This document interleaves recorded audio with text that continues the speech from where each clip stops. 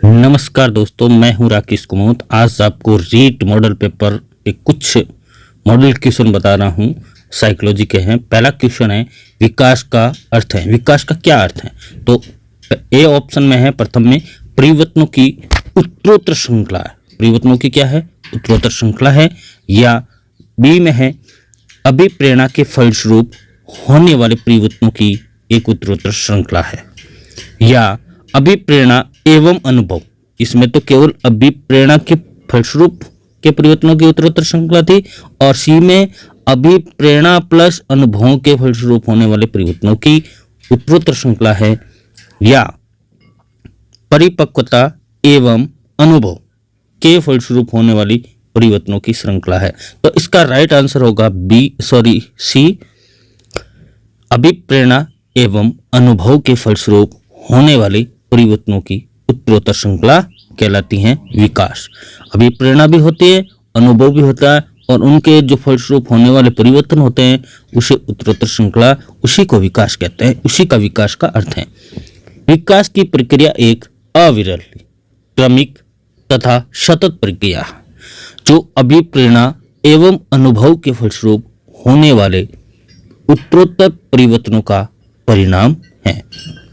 यानी कि विकास एक ऐसी प्रक्रिया है जो अविरल, यानी कि कहीं पे भी रुकता नहीं है और सतत रूप से यानी कि लगातार चलता रहता है। यही एक विकास है। आगे चलते हैं। तो अगला सवाल है बच्चों के संज्ञानात्मक विकास हेतु उत्तम स्थान माना जाता है। जो बच्चों के संज्ञानात्मक विकास होता है उनका उत्तम स्थान कौन सा है? ए में खेल का मैदान है, बी में सभागार है, सी में घर है, और डी में विद्यालय एवं कक्षा का वातावरण है। तो इसका राइट आंसर है डी, 4 नंबर ऑप्शन है, विद्यालय एवं कक्षा का वातावरण। यानी कि बच्चों का संज्ञानात्मक विकास सबसे ज्यादा उत्तम स्थान कौन सा माना जाता है? तो विद्यालय एवं कक्षा का वातावरण। इसकी व्याख्या है विद्यालय एवं कक्षा का वातावरण बालक के संज्ञानात्मक विकास हेतु उत्तम स्थान है। किसके लिए? संज्ञानात्मक विकास हेतु उत्तम स्थान है, जहां उसे संवेदी सूचनाओं को ग्रहण करने का रूपांतरण, विस्तारण, संग्रहण तथा पुनर्लाभ करने के अवसर प्राप्त होते हैं। कहां पर होते हैं ये सभी कार्य? एक तो रूपांतरण होता है, विस्तारण होता है, संग्रहण होता है और पुनर्लाभ करने का अवसर उपलब्ध होता है। वो विद्यालय एवं कक्ष के अलावा कहीं पर भी प्राप्त नहीं होता। आगे चलते हैं दोस्तों। तीसरा नंबर क्वेश्चन है एक अध्यापक, कितने अध्यापक? एक अध्यापक या अध्यापिका ने पाया कि एक विद्यार्थी वर्ग बनाने में कठिनाई अनुभव कर रहा है। ठीक है, ये किसने कहा? ये एक अध्यापक ने और एक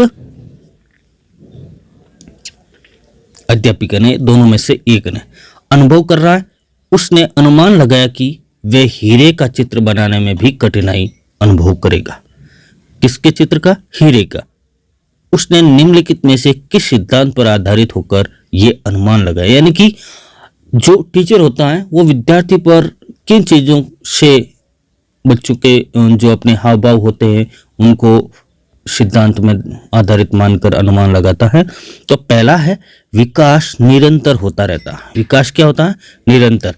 अलग अलग लोगों के लिए विकास की प्रक्रिया भी अलग अलग होती है।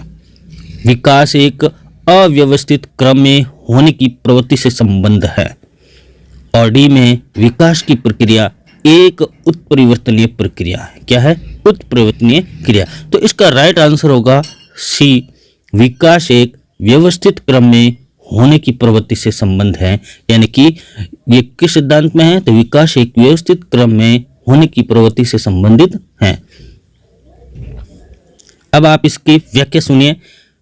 विकास एक प्रक्रिया है, बिना प्रथम चरण पूरा किए द्वितीय एवं तृतीय चरण का संपादन दूर है। यानी कि विकास की प्रक्रिया है, प्रथम और दूसरा चरण आपको संपादन करना ही होगा, क्योंकि वर्ग को बनाने में चारों भुजाओं की समानता का ध्यान रखना जरूरी है। वर्ग यानी कि जो चारों भुजाएं होती हैं वो बिल्कुल समान होती हैं, इसका ध्यान रखना। अतः वर्ग से पहले किसी बच्चे को कोई ज्यामिति, आकृति, गोले का चिन्ह और आयत की जानकारी होनी चाहिए। यानी कि ज्यामिति सीखने से पहले आकृति की, गोले का चिन्ह, आयत की जानकारी होना जरूरी है। यही तथ्य हीरे की आकृति को बनाने के संदर्भ में लागू होगा। इस तरह यह सिद्ध है कि विकास एक व्यवस्थित क्रम में होने की प्रवृत्ति से संबंध रखता है। ठीक है दोस्तों, आगे चलते हैं। सीखने की प्रक्रिया या परिघटना सीखने की परिघटना में निम्नलिखित में से कौन आवश्यक घटक नहीं है? यानी कि सीखने के लिए परिघटना में कौन सा आवश्यक घटक नहीं माना जाता है? अधिगमकर्ता को, बी में आंतरिक अवस्था को, सी में प्रेरक को और डी में शिक्षक को। तो इसमें हम अक्सर गलत करके आ जाते हैं, शिक्षक को मानते हैं लेकिन नहीं माना जाता सीखने की परिघटना में। तो सीखने की परिघटना में शिक्षक है, डी है इसका राइट आंसर। ठीक है दोस्तों, सीखने की इसकी व्याख्या देख ले। सीखने की परिघटना में शिक्षक आवश्यक घटक नहीं है, जबकि सीखने की प्रक्रिया अधिगमकर्ता तथा उससे संबंधित मुख्य घटकों पर केंद्रित होती हैं और अधिगमकर्ता उसका स्वास्थ्य तथा प्रेरक सीखने की परिघटना के लिए आवश्यक घटक माना जाता है। यानी कि यह अधिगमकर्ता है ना, तो ये उसके स्वास्थ्य और कुछ प्रेरक सीखने की परिघटना के लिए आवश्यक माना जाता है। आगे चलते हैं दोस्तों। प्रश्न नंबर 5 है, निम्नलिखित में से कौन सा निहितार्थ पियाजे के संज्ञानात्मक विकास के सिद्धांत से नहीं निकाला जा सकता है? यानी कि जीन पियाजे के संज्ञानात्मक विकास से ये नहीं निकाला जाता है निहितार्थ। खोजपूर्ण अधिगम, बी में है शाब्दिक शिक्षण की आवश्यकता, सी में बच्चों की अधिगमात्मक तत्पर के प्रति संवेदनशीलता और व्यक्तिगत या व्यक्तिक भेदों की स्वीकृति। तो इसका राइट आंसर है शाब्दिक शिक्षण की आवश्यकता। आप इसकी व्याख्या देखेंगे अच्छी तरीके से। जीन पियाजे ने अपने संज्ञानात्मक विकास के अंतर्गत 4 चरणों की चर्चा की है। प्रथम चरण है इंद्रिय जनित। नामक अवस्था में वे बच्चों के अनुसार स्मृति, मानसिक निष्प्रण की बात करते हैं, जो बच्चों को अधिगात्मक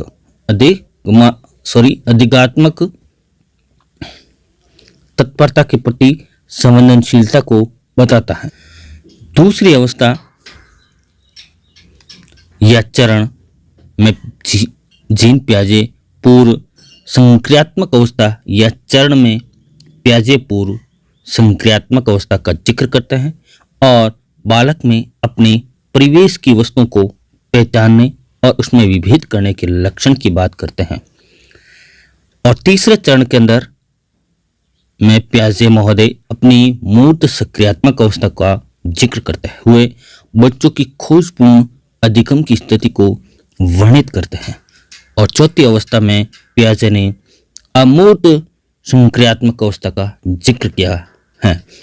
दोस्तों, ये वीडियो आपको कैसा लगा? यदि ये वीडियो आपको अच्छा लगे तो प्लीज़ इस चैनल को लाइक करना, शेयर करना और सब्सक्राइब करना ना भूलें, क्योंकि मेरा चैनल पहले एक चलता था पलक कोचिंग के नाम से, वो चैनल बैन हो गया है। इसलिए गुनगुन ज्ञान चैनल में आपको एक बार फिर से पढ़ाने का अवसर प्राप्त हुआ है। धन्यवाद दोस्तों।